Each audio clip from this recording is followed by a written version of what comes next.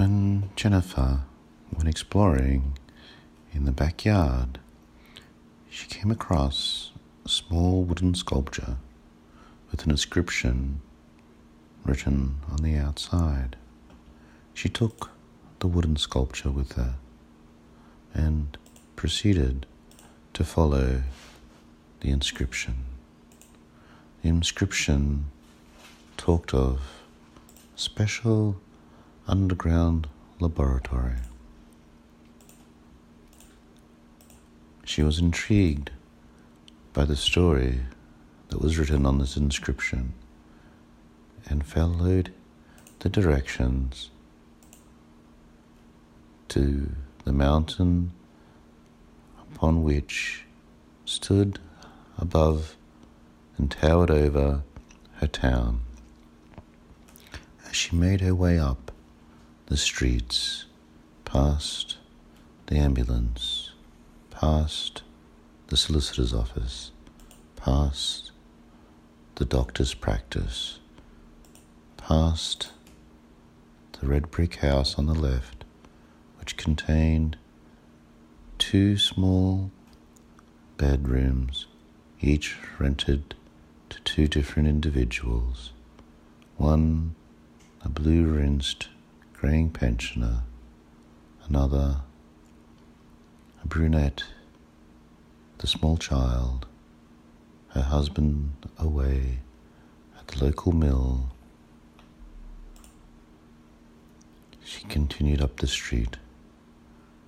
She turned left, proceeded down the bitumened road, past the music teacher's house, past the solicitor's house, past the bank manager's residence, an imposing 2-story building with rounded columns at the front and benched windows looking out onto the view of the town below.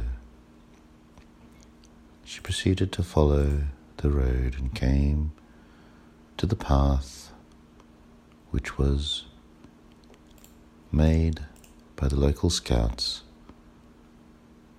to climb the mountain behind her town.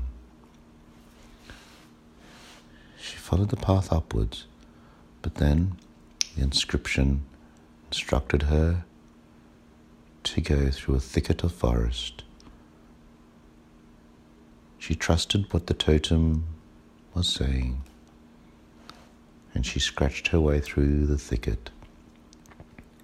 Beyond the thicket, she could see a round metal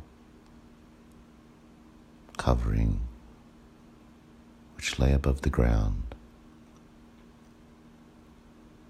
It gave off a form of heat, but it didn't burn.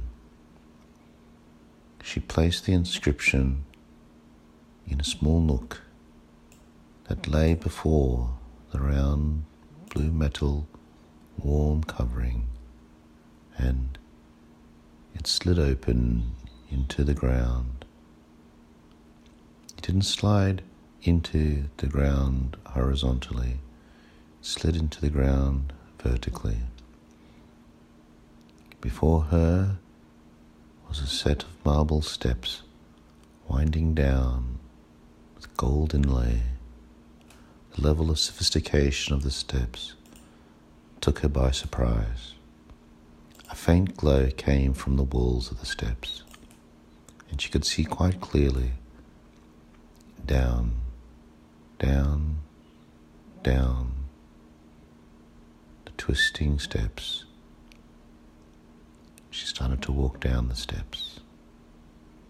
The beautiful gold inlay that was on the walls intrigued her.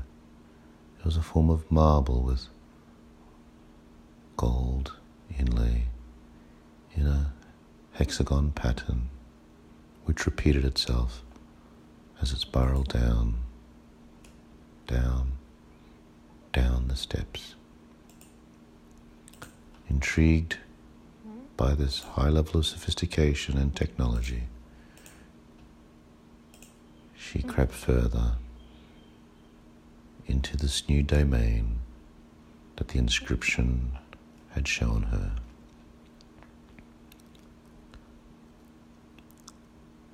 On her left was an open doorway. Inside were large containers filled with a greenish fluid. Inside the containers were various limbs in a state of growth.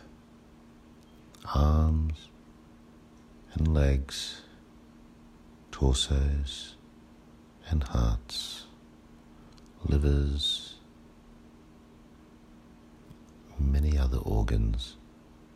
She walked around and about them and through them as they each sat in a different bench with a greenish fluid surrounding them, the round beakers, all different sizes.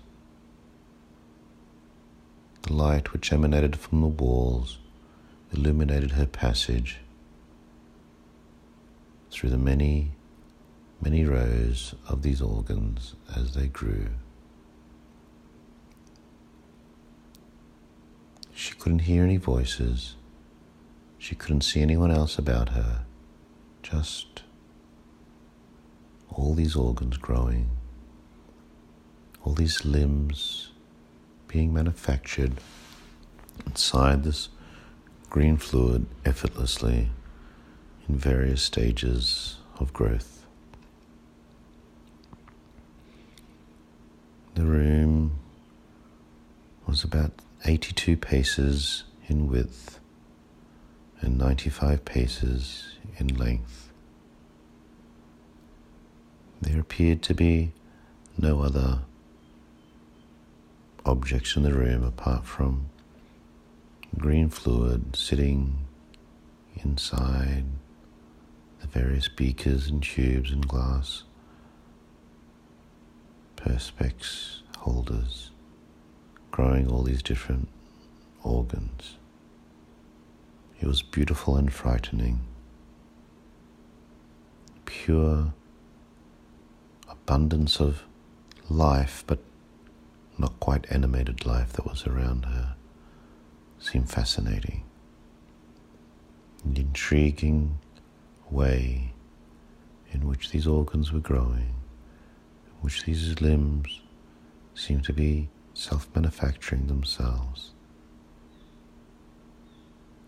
was something she was unable to explain. It was as if the green fluid was somehow itself being transformed into the organs and limbs. She made her way back outside the room. She walked along the corridor. She walked further along. There seemed to be closed walls around her, but instinct told her that behind these closed walls were actually rooms where activity was taking place.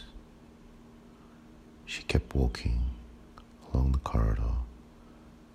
To her right, she saw a multitude of people who seemed to be withered, not quite old, not young, not middle-aged, just people who were withered. They could have been dried out in a sense, but they had some ability to still move ever so softly and silently in the beds that they were laid in. She was unsure what to make of this, but they were withered, and a small sack lay attached in between their toes. filled with a reddish, orangish fluid and a golden glow beside them. Each of the withered figures had a silverish tinge. The ceiling above the figures glowed down softly upon them with a golden hue.